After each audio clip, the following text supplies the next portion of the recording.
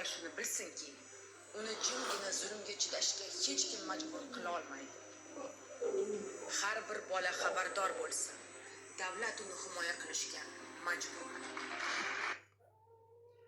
Assalomu alaykum.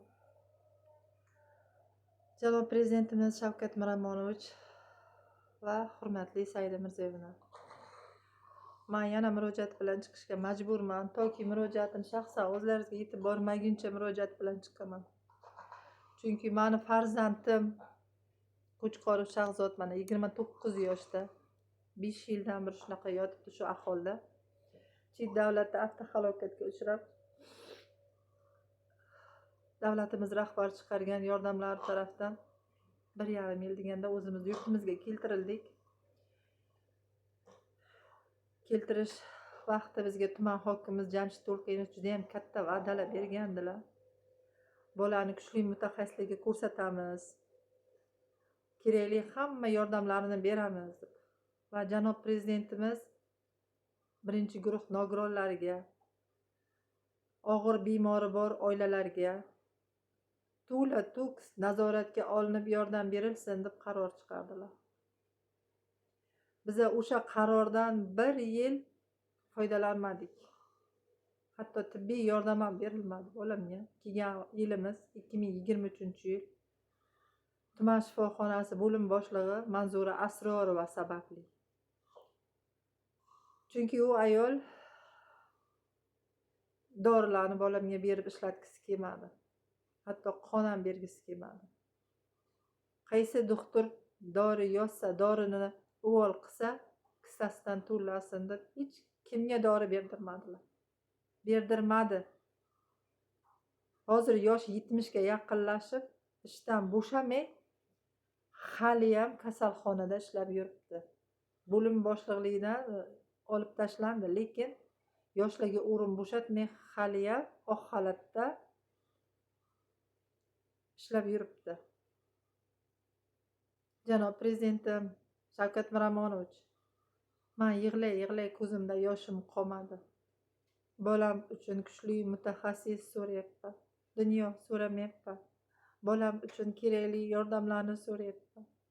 Menga o'xshagan qiynalib uyda o'tirib, bola dog'ida kuyib, bir farzandini yerga qo'yib, bir farzandini dardi bilan 5 yildan beri kurashib, 9 oylik nabirasini 4 yoshga kirgizib kelayotgan ona sizdan shaxsan o'ziz eshitishingizni so'rayapti.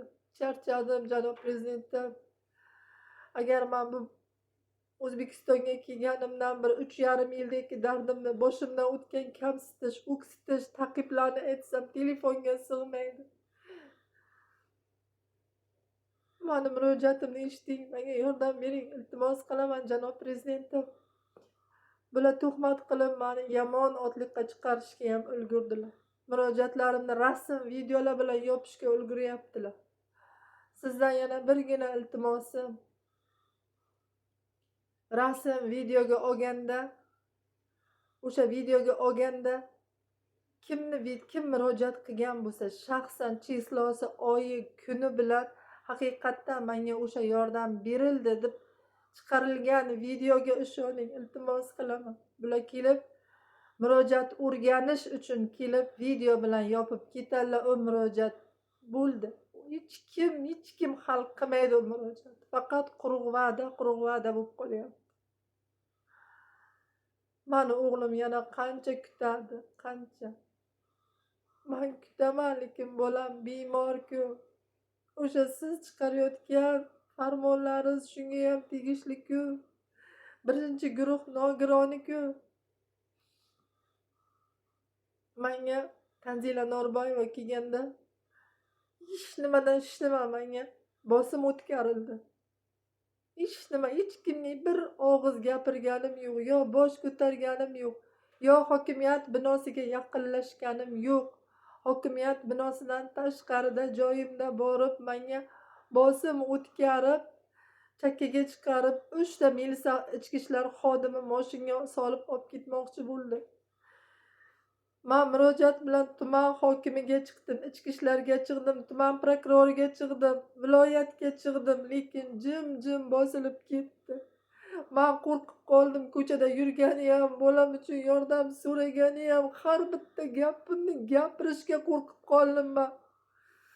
Mani uyimga ruxsatsiz kirib, kelib, chalg'itib, video olib, ovozlarimni yozdirib olib chiqib ketyaptilar. Bolamni ko'rgan kishi bo'lib, mani xonadonimga bostirib kirib videolar qilgan joylari bo'ldi.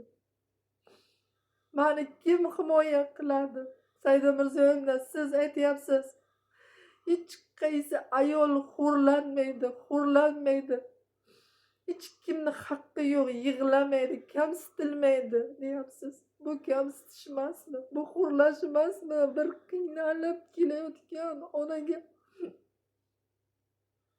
farzandi uchun kuchli mutaxassis yurtimiz rahbari janob prezidentim chiqarayotgan yordamlari yetib kelishi uchun oilamni gitday bo'lsa ham shu qiyinchilikdan chiqarib ketish uchun yordam so'ragan ayol jinoyatchimi? Man charchadim. Mani kuzatib turgan xalqim, mehribon xalqim, yolvorib so'rayman sizlardan. Yolvoraman, iltimos qilaman. Bilmadim mani murojaatim nima sababli, kim sababli yurtimiz rahbariga yetib bormayapti. Prezidentimga murojaatim yetib borish uchun kengroq tarqatib yordam beringlar, iltimos qilaman. Qayta farzandog'ini ko'rmay qiynalib ketdim. Kuchim qolmadi, bardoshim qolmadi. Bolamni sog'ligi uchun kurashayman. Bolam uchun kurashib kamsitishlarga chidayman, o'ksitishlarga, tuhmatlarga chidayman. Hatto mani hamma yordam berilyapti deb munosabat bildirib, 1 yil oldingi berilgan yordamlar bilan yopishib yuboryapti.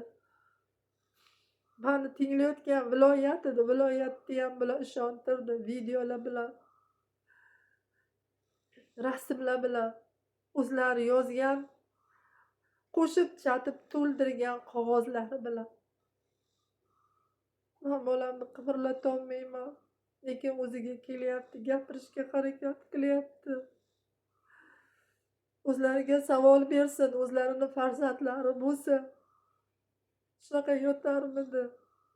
Murojaatimni yetkazishga yordam beringlar. Mani eshiting, janob prezidentim. Hech bo'lmasa Alloh guvohlaydi. Mani aytayotgan gaplarimni yetkazinglar. Alloh guvohku. Men har bitta bolamga qilinayotgan ukol dorilardan charchadi bolam. Charchab qoldi. Balkim o'shalarni to'xtatib arzimagan boshqa lecheniyalar bilan oyoqqa turar, gapirishga harakat qilyapti. Qimirlashga harakat qilyapti. Iltimos qilaman. Iltimos qilaman, yolvorib so'rayman. Yurtimiz rahbari janob prezidentim Shavkat Miromonovich, mani eshiting, iltimos qilaman.